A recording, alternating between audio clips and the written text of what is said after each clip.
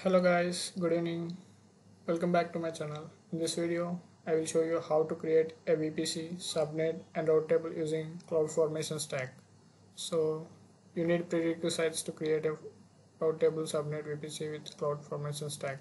Those are YAML language fundamentals, VPC cidr and subnet cidr block, and we need a admin role or AWS CloudFormation full access role to deploy the CloudFormation stacks on the AWS account. So here we goes the AWS architecture diagram. This is my AWS account and this is my VPC. This is my availability zone. I have deployed the stack with the AWS CloudFormation tool, CloudFormation service. So let's go to the CloudFormation service, and here I have written a code in the YAML to deploy our CloudFormation stack. So it will describe as metadata CloudFormation interface, the syntax. So this is a VPC details for label. So it will ask the VPC name and the VPC public subnet details. So these are the parameters to describe. Please enter the name of the VPC. You can hear the default name is the VPC name, my VPC name, and it is type is string. If it is true or false, it will be boolean. So you can enter the VPC cidr and the public subnet cidr block and go to the subnets. And if you want to create in the availability zone 0, if you want to create in the availability zone 1A, you can give it as 0. If you want to in 1B, you can give it as 1. So it will get availability zones as 0, 1, 2, 3. So that 0 indicates 1 availability zone and the 1 indicates availability zone as 1B. So this is the naming reference. So it will refer from VPC here. So it will be refer from VPC where you given the VPC name, VPC ID, availability zone, cidr block.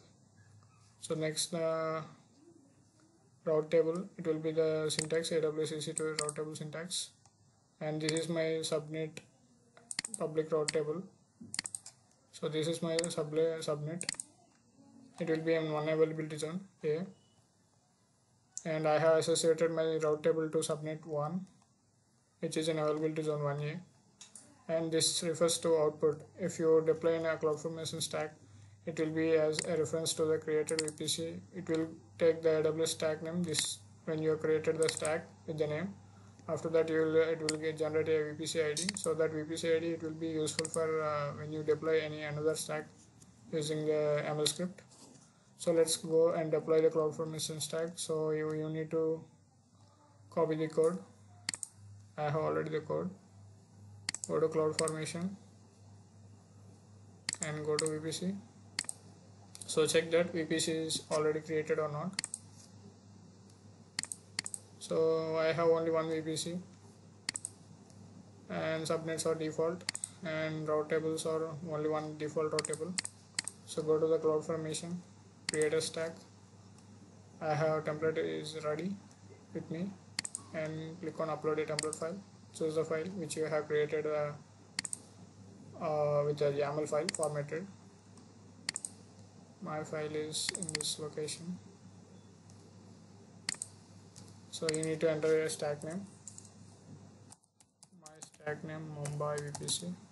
So this VPC name it will be shown here.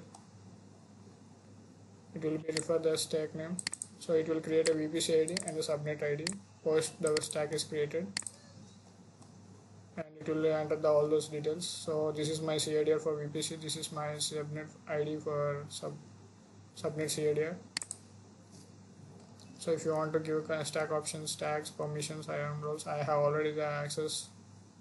So if you this is the stack failure options. So if you see here, roll back all stack resources. If your stack is deployed partially, you can roll back or preserve. If your stack is completed some changes, you can preserve successfully provisioned resources. If your stack is not completely, it is partially done, you can roll back some sources.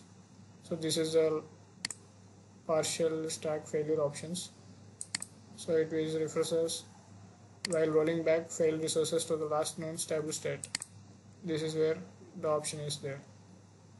Go to the next. So the URL will be given to client if you want to use this URL with some other accounts. So this is a stack configuration. Now create a stack, check the events.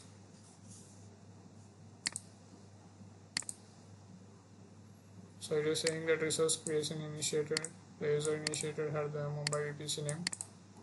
So this is my stack name.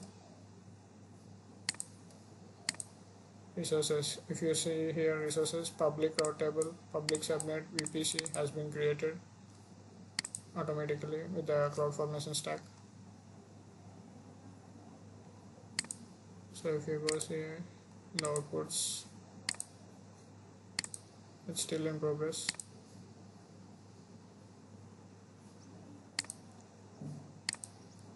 Okay, so this export name refers to when you create another stack under CloudFormation stack, this public subnet ID will refer you to the another stack which you have deployed.